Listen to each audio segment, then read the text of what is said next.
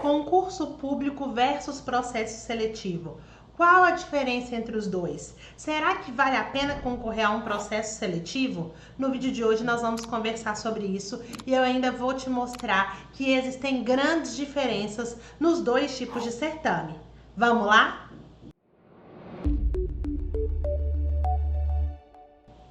Me pediram no Instagram para trazer a diferença de concurso público para processo seletivo e hoje eu vou trazer para você.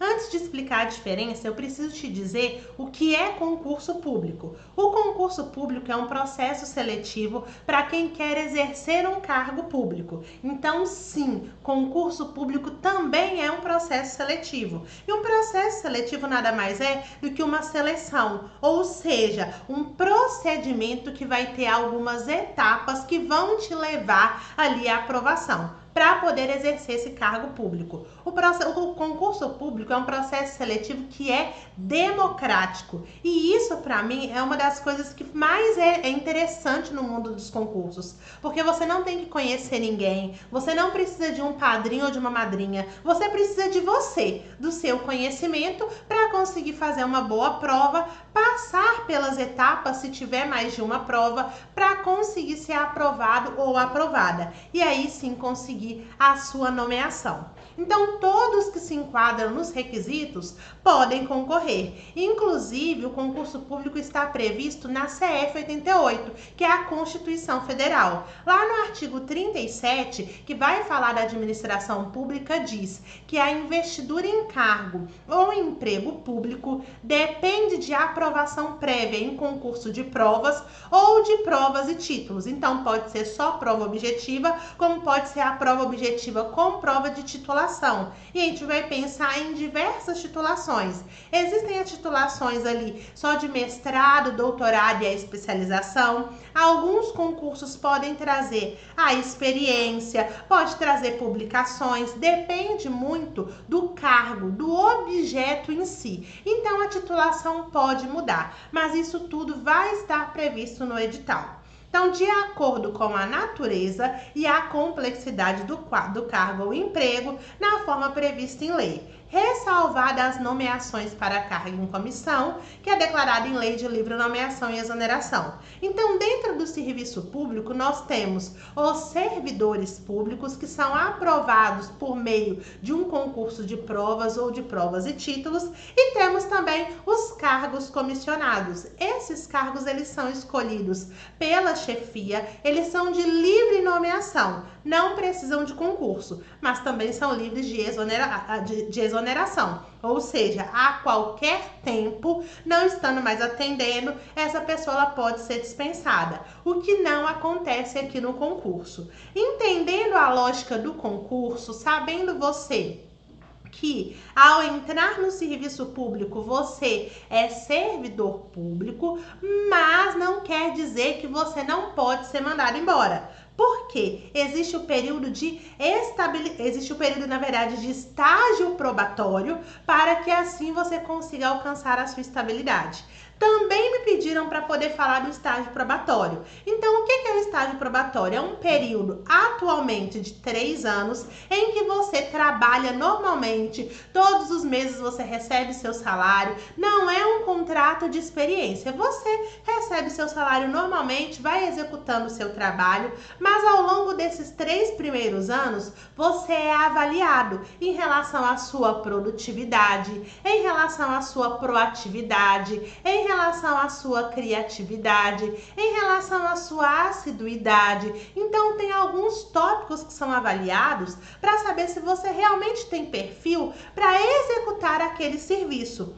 Muito se fala, infelizmente, de que servidor público não faz nada. E a verdade não é essa. Quem trabalha no serviço público sabe. A gente rala e rala muito. E nesses primeiros 3 anos, digamos que ele é um momento de você ser avaliado ou avaliada, se você de fato tem um perfil que condiz para aquela vaga. Então, existem vários requisitos em que você é avaliado ou avaliada, e esses requisitos ficam numa avaliação de desempenho. Normalmente, essa avaliação de desempenho quem faz é a sua chefia imediata. A cada 6 meses, o setor de RH, de recursos humanos ou de gestão de pessoas, de departamento pessoal, depende o nome, mas esse setor manda para o seu chefe imediato uma avaliação. E o seu chefe tem que preencher, informando ali, normalmente é marcação de X mesmo, vai fazer a sua avaliação com base nos quesitos que ele vai avaliar no dia a dia, mas a avaliação é fechada, então vai marcar o X. Alguns desses pontos são esses que eu falei: assiduidade, pontualidade, se você utiliza as vestimentas adequadas para o ambiente do trabalho, se você é uma pessoa propositiva que traz ideias, se você é uma pessoa que respeita a hierarquia, se você é uma pessoa que produz bem. São vários os pontos que você vai ser avaliado ou avaliada. Essa avaliação vale uma quantidade de pontos, normalmente 100. Você precisa fazer no mínimo 60%. Lógico, isso pode oscilar de órgão para órgão, mas normalmente é assim.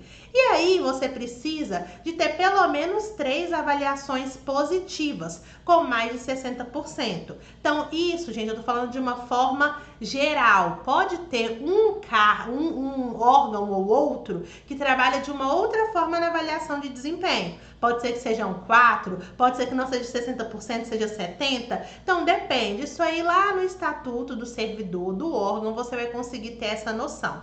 Mas de forma geral, você passa por esse período de estágio probatório, não precisa ter medo, você vai executar as suas funções normalmente. Você, lógico, quando chegar, provavelmente vai passar por um treinamento. Se não passar por um treinamento, alguém vai te ensinar como executar o serviço. Aos poucos você vai aprendendo e ali depois dos 6 meses é feita uma avaliação. Normalmente o seu chefe imediato faz a avaliação e você também tem possibilidade de se autoavaliar. Depois de 6 meses chega uma outra avaliação e assim vai. Então, da minha experiência, eu já vi lugares que fazem 4 avaliações, já vi lugares que fazem 6 avaliações. E aí é importante você verificar lá no Estatuto do Servidor, do órgão, para saber qual que é o mínimo ali que você precisa fazer.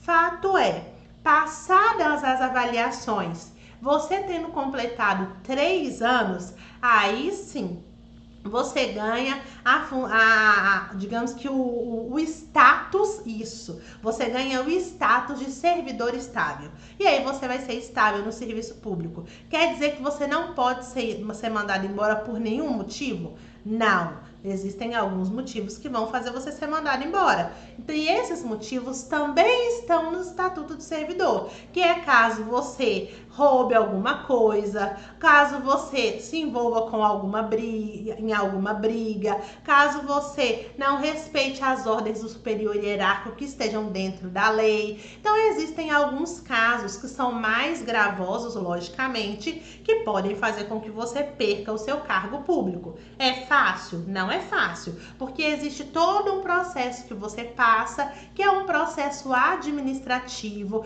também conhecido por alguns enquanto uma sindicância, em que vai ser avaliada a sua conduta, as suas provas. Você vai ter um momento ali de você conseguir se defender, tem todo um processo e aí vai ser definido, você vai ganhar uma advertência, uma suspensão, vai ser identificado que na verdade nada aconteceu, que foi um equívoco, você vai ser demitido do serviço público. Então existem ali as gradações das penalidades. Isso tudo está explicado, bem explícito, no Estatuto do Servidor do órgão. Mas é importante entender que, de modo geral, o concurso te permite, após esse período de 3 anos de estágio probatório, se tornar estável. E aí você, logicamente, tem que continuar trabalhando a mesma coisa, tem que continuar desempenhando suas funções, mas esse cargo aí, digamos que ele é seu, você ficou estável no serviço público.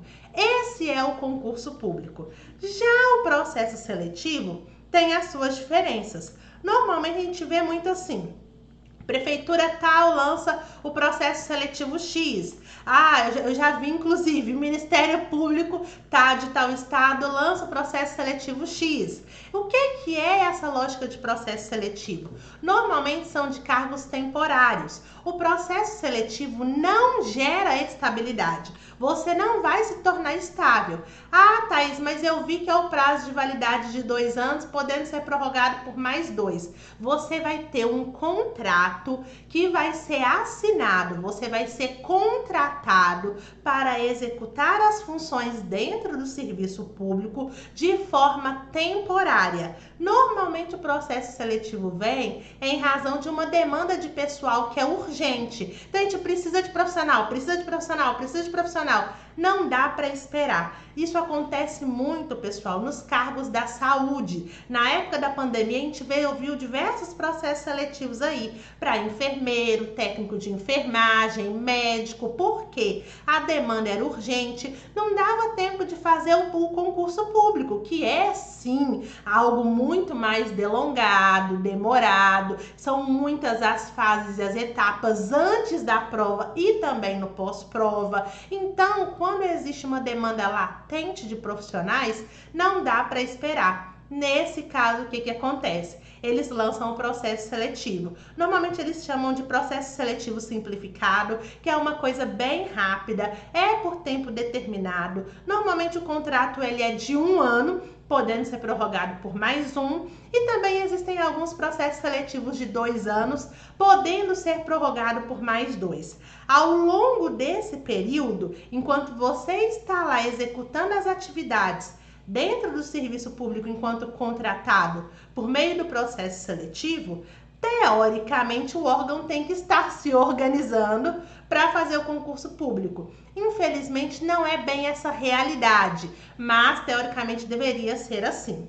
E é importante dizer que, em razão do processo seletivo ser algo mais urgente, ser temporário, ele tem etapas diferenciadas. Não necessariamente vai ter uma prova objetiva e uma prova discursiva, uma prova objetiva, uma prova discursiva e uma prova de títulos. Não tem normalmente todas as etapas do concurso público. Não é que não pode ter. Pode ter, mas em razão da urgência, normalmente não tem. Então, o processo seletivo simplificado acaba ocorrendo mais rápido. Então, pode ter só uma prova. Já vi diversos processos seletivos, principalmente em prefeitura. Quem organiza a prova é a própria prefeitura, não tem nem banca organizadora. A própria prefeitura pega a questão até do Google, uma vergonha. Infelizmente, já vi isso acontecer. Mesmo que contrate uma banca, é uma coisa ali mais rápida, número de questões reduzidos,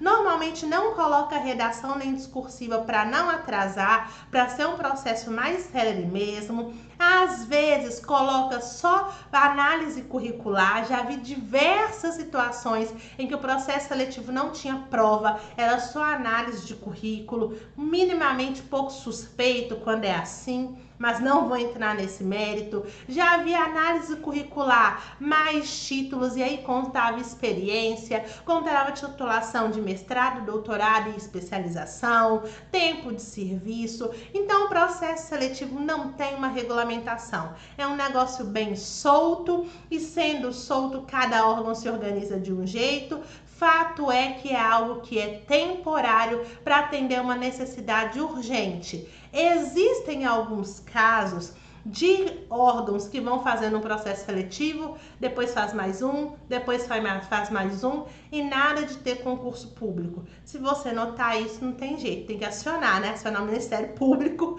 porque aí o negócio já fugiu do controle, porque o certo é ter concurso público. Para quê? Para que garanta a continuidade do serviço público por meio de profissionais que estão ali porque foram aprovados por um concurso e que não vão, digamos, se inibir, ou então vão fazer as coisas que não deveriam ser feitas pelo medo da insegurança jurídica que você tem quando você está no processo seletivo. Porque no processo seletivo você está hoje, você pode ser mandado embora amanhã, você fica muito instável, você fica ali realmente numa incerteza, numa insegurança. E muitas vezes pessoas de má fé vão se aproveitar disso para usar um ou outro, inclusive enquanto marionetes, seja para fazer as coisas ou para não fazer as coisas. E a gente, enquanto servidor público, e tá ali naquele cargo a serviço da população, não é a serviço de A, de B ou de C.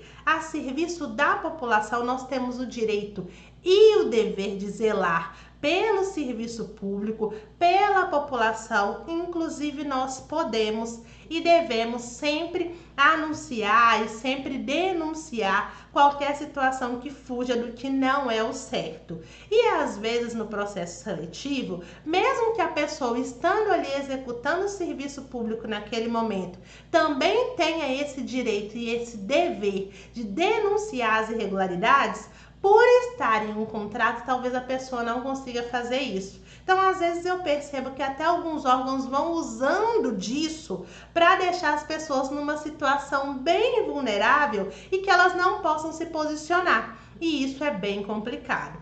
Mas isso aí eu já até extrapolei do assunto, né? Só queria dar um panorama para vocês da realidade, né? O mundo dos concursos vai muito além, né? Quando a gente está do lado de fora, a gente não consegue ter uma dimensão de algumas coisas que acontecem dentro do serviço público, mas infelizmente acontece também.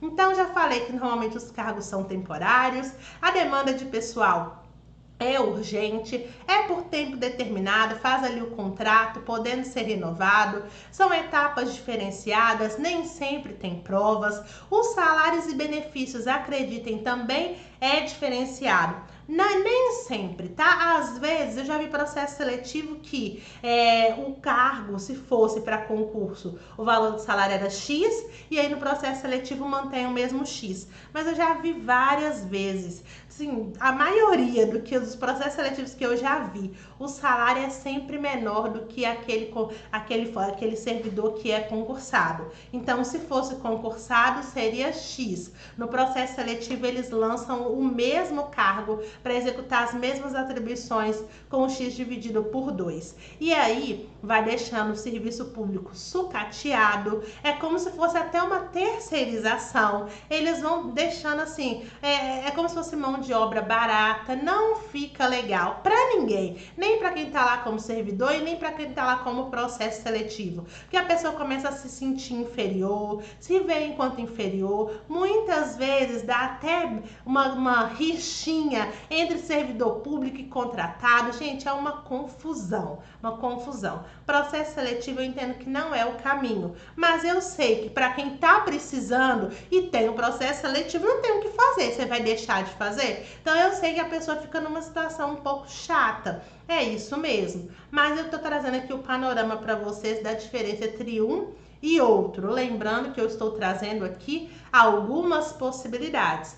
Tem processo seletivo que não acontece nada disso que eu falei, que é um processo seletivo super transparente, tudo certo, que tem até prova, que é o mesmo valor do salário, mesmo valor de benefício, só não vai gerar estabilidade. Aí não gera mesmo não, tá? Essa parte da estabilidade é só para servidor público aprovado em concurso de provas ou provas e títulos. Realmente isso aí não gera mesmo, o processo seletivo não vai gerar estabilidade. Mas não quer dizer, tá? Não quer dizer que não possa ser interessante. Isso também pode acontecer. Acho que é importante pontuar.